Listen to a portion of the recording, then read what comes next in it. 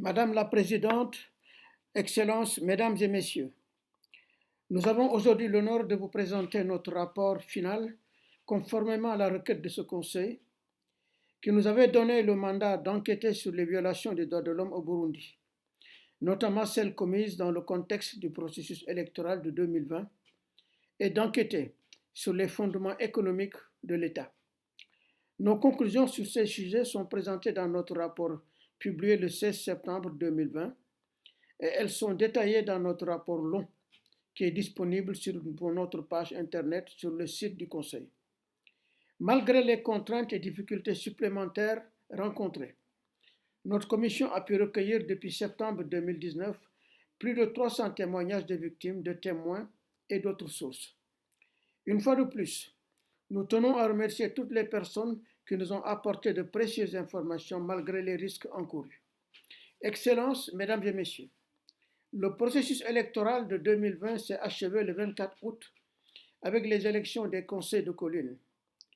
Il n'a fort heureusement pas été marqué par des violences de masse. Cependant, des violations graves des droits de l'homme, dont certaines peuvent être constitutives de crimes de droit international, sont multipliées tout au long du processus.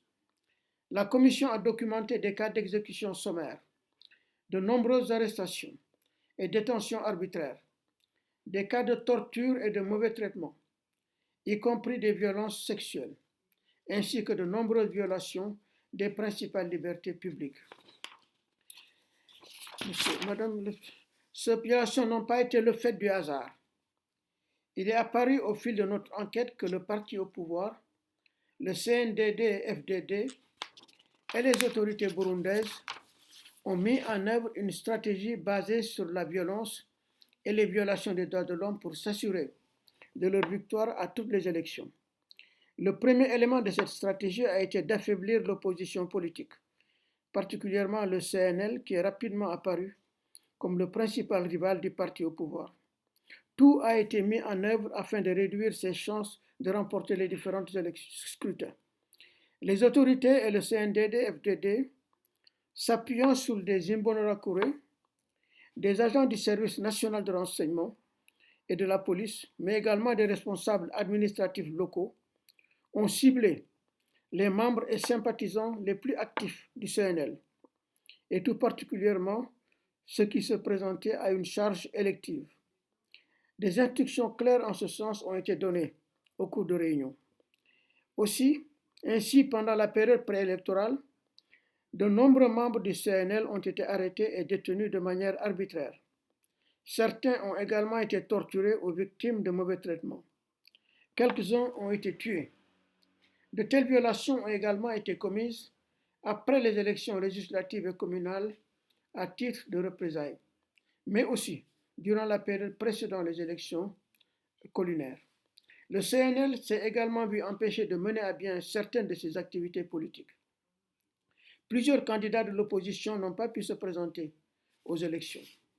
Le point marquant de ce processus électoral est la multiplication des discours haineux et incitant à la violence contre l'opposition politique, y compris par des membres du CNDD-FDD ou des autorités locales, mais également des propos de haine avec une dimension ethnique qui ont été tolérés par le gouvernement. Le deuxième élément de cette stratégie a été de museler les observateurs indépendants, tels que la presse et la société civile, afin qu'ils ne rapportent pas ce qui se passe dans le pays. Le troisième et dernier volet de cette stratégie a été de contrôler étroitement la population avant, pendant et après les élections. Des personnes ont été intimidées et menacées pour les forcer à rejoindre le parti au pouvoir ou à voter en faveur du CNDD-FDD. Une telle situation est devenue possible par la domination de la sphère politique par les Imbonerakure, notamment dans les zones rurales. Ils sont omniprésents, ayant notamment la mainmise sur les conflits, comités mixtes de sécurité humaine. C'est sur cette base qu'ils se substituent quasi systématiquement aux forces de défense et de sécurité en toute impunité. Le CNDD-FDD a officiellement remporté toutes les élections. Désormais, il concentre tous les pouvoirs dans le pays, dans une proportion inédite, alors que les contre-pouvoirs traditionnels sont étroitement contrôlés. D'autres violations des droits de l'homme qui ne sont pas directement liées au processus électoral ont été documentées, notamment contre les Burundais rapatriés qui continuent de faire face à un climat général d'hostilité et de suspicion. La multiplication des incidents liés à la sécurité au cours de ces derniers mois a attisé les craintes des autorités locales de voir se commettre des attaques ou des tentatives diverses visant à, je cite, perturber les élections. Fin de citation. Ce qui a renforcé leur méfiance envers les rapatriés et tout nouveau venu. Des exécutions sommaires de personnes soupçonnées de collaboration avec des groupes armés d'opposition ont été constatées. Des tortures et des violences sexuelles ont continué à être commises contre des femmes, principalement sous la forme de viols, pour des raisons politiques. Dans la plupart des cas, c'était leur mari qui était recherché. Excellences, Mesdames et Messieurs, la Commission a réalisé une analyse approfondie de la question des violences sexuelles contre les hommes, commises au Burundi depuis le début de la crise, principalement dans le cadre de leur détention par le CNR. Des informations ont permis de mettre en lumière la récurrence de ces violations, ainsi que la complaisance, voire la participation de hauts responsables du CNR. Des hommes ont été soumis à diverses formes de torture visant leurs organes génitaux, ont été violés ou forcés d'avoir des relations sexuelles avec des co-détenus, hommes et femmes. La Commission s'est également intéressée aux principales violations subies par les enfants burundais depuis 1915. Elle a pu constater que des enfants ont été tués, des filles ont été violées, des adolescents ont été arrêtés et détenus arbitrairement ou illégalement, victimes d'actes de torture et de mauvais traitements, soumis à diverses formes d'exploitation politique. Il est important de souligner que de telles violations ont un impact décuplé chez les enfants. Elles sont susceptibles d'entraîner des conséquences politiques, physiques et ou mentales qui peuvent compromettre à long terme leur bien-être. Des Imbonerakure restent les principaux auteurs de toutes ces violations, tout comme des agents du CNR et de la police et des autorités administratives locales. Des Imbonerakure restent les principaux auteurs de ces événements. Le système judiciaire a continué de servir d'outil de répression contre des opposants politiques tout en favorisant le climat d'impunité. La Commission a néanmoins noté des premières brèches à l'impunité générale depuis la mise en œuvre du nouveau gouvernement, la mise en place du nouveau gouvernement, avec notamment la condamnation de 2 Imbonerakure à 15 ans de prison pour avoir enlevé et tué en mai 2020 Richard Habyarimana, un membre du CNL. De plus, le 13 août 2020, 13 personnes, dont 3 policiers et 7 Imbonerakure, ont été condamnées à des peines allant de 5 à 10 ans de prison pour avoir extorqué et assassiné des ouvriers agricoles burundais qui rentraient de Tanzanie.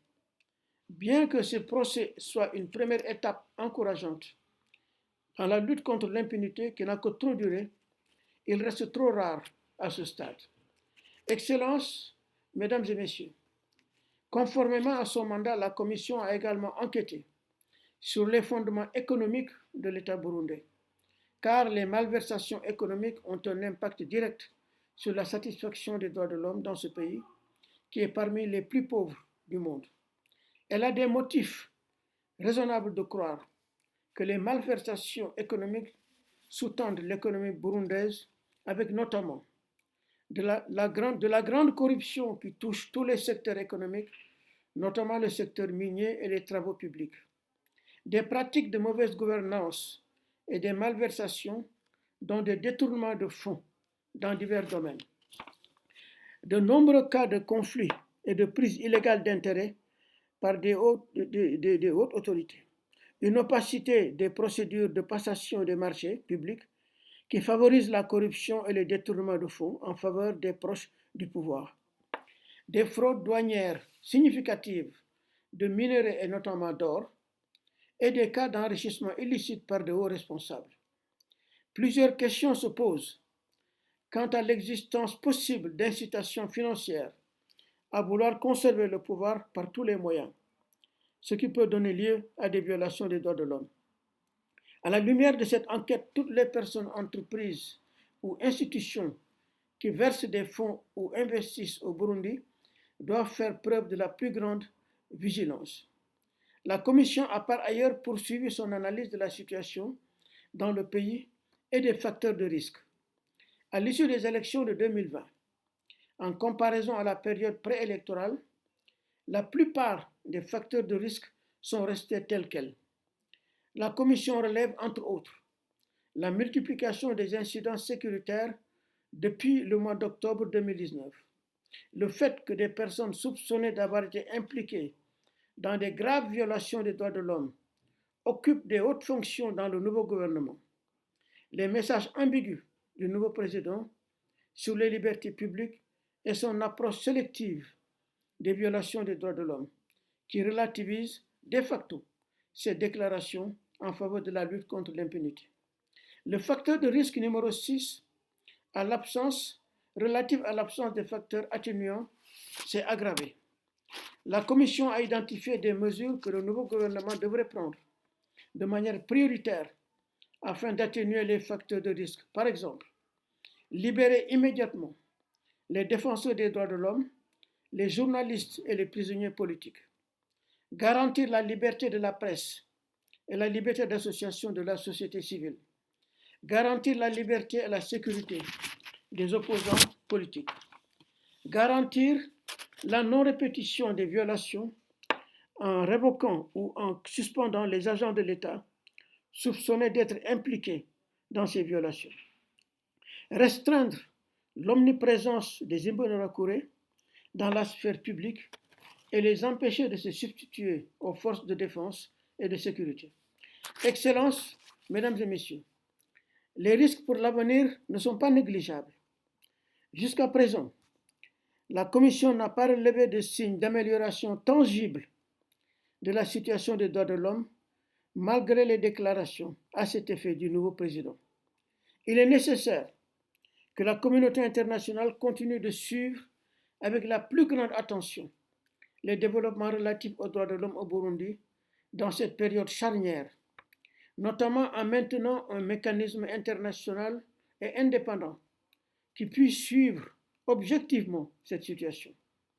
La démonstration de cette volonté sera un élément décisif pour inciter les nouvelles autorités à remédier aux causes profondes des violations des droits de l'homme, sans quoi, Mesdames et Messieurs, les cycles de violence qui ont émaillé l'histoire du pays risquent de se reproduire. Pour finir, laissez-moi citer ce que nous a dit une réfugiée burundaise. Je la cite. Les raisons qui m'ont poussé à fuir sont toujours là.